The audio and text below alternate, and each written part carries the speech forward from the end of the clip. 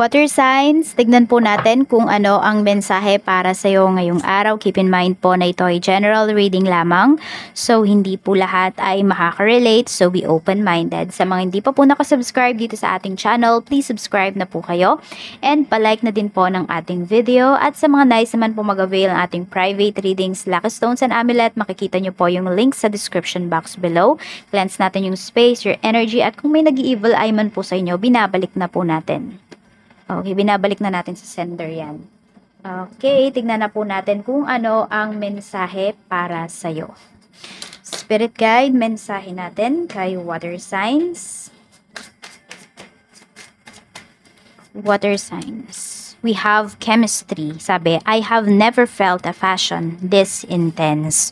Okay, so pwede rin ito nafe-feel nyo sa isang tao. Some of you naman, water signs, pwedeng ito ay nafe-feel niyo towards sa inyong ginagawa. Ayan, sabihin natin sa mga projects ninyo, talagang very focused po kayo. At gustong-gusto niya talaga yung matapos. Tingnan natin kung ano pa yung mensahe para sa'yo. Mensahe pa po natin, Spirit Guide. Mensahe pa po natin kay water signs. We have, nothing will come of this situation. Hindi kayo naniniwala. Kasi nga, ayan. So, pwedeng may mga ginagawa kayo, water signs, na, ayan, mga projects, or kung ano man itong ginagawa ninyo, walang bumibilib sa inyo.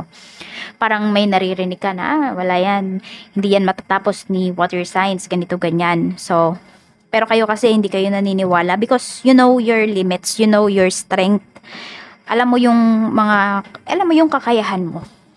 Lucky's on your side. Ayan, mas naniniwala ka dito na magagawan mo ng solusyon yan, kung problem man yan, kung ano mang sitwasyon yung kinakaharap mo ngayon. Ayan, it's time to release negativity. Some of you, pwedeng yung negativity na to, ito yung nagbibigay ng drive sa inyo para magpatuloy. For some of you, yan talaga yung nafe-feel ng iba sa inyo. Kasi yun nga, pwedeng may mga tao kasi dito na minamaliit kayo, ganyan. Look at the bigger picture. Pero syempre, di ka naman nagpo-focus lang dyan sa negativity. Alam mo pa rin, alam mo kung paano kontrolin ngayon yung emotions mo Alam mo kung saan dadalhin yung mga emotions na yan. Alam mo kung paano siya papartihin. Yun yung nakikita ko sa'yo dito. Your commitment is being tested. Okay. So, ayan, naniniwala ka na kung ano man yung nararanasan mo ngayon, water signs is masusolusyonan mo to.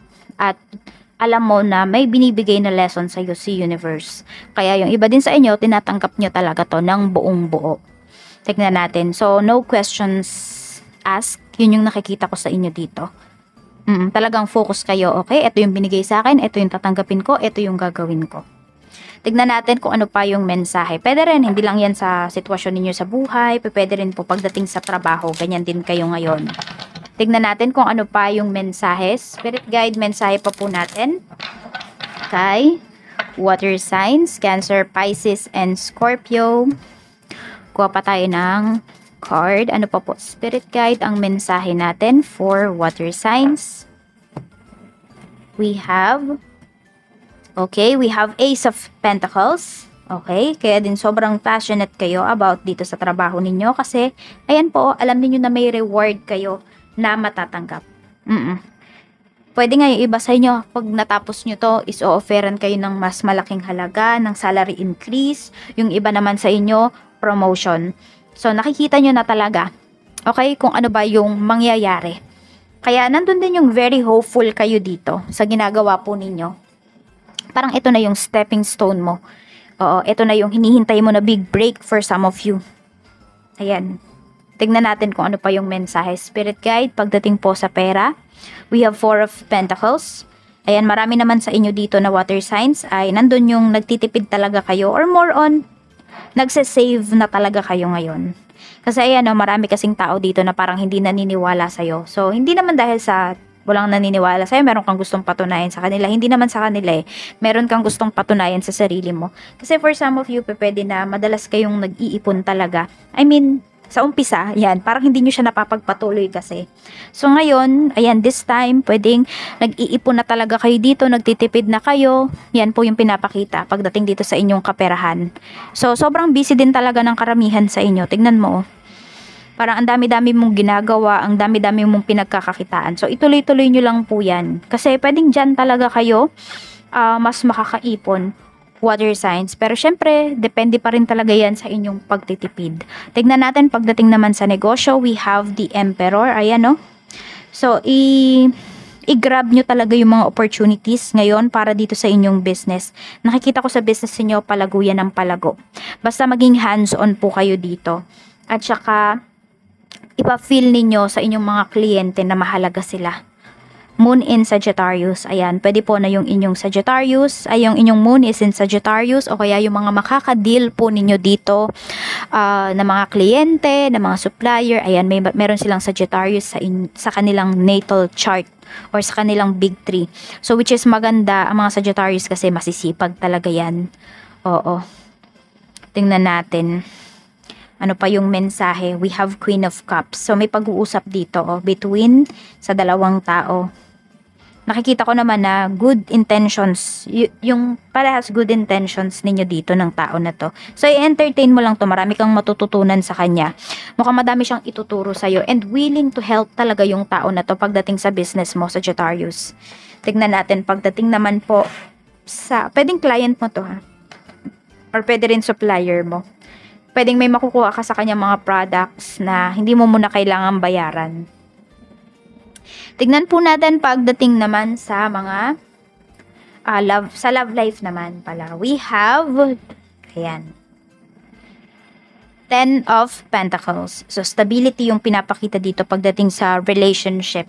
Okay, tignan natin kung ano ba yung mga ibig sabihin yan. Para po sa mga single, we have King of Cups. So, nandun pa rin kung may hinihintay kayo dito, water signs.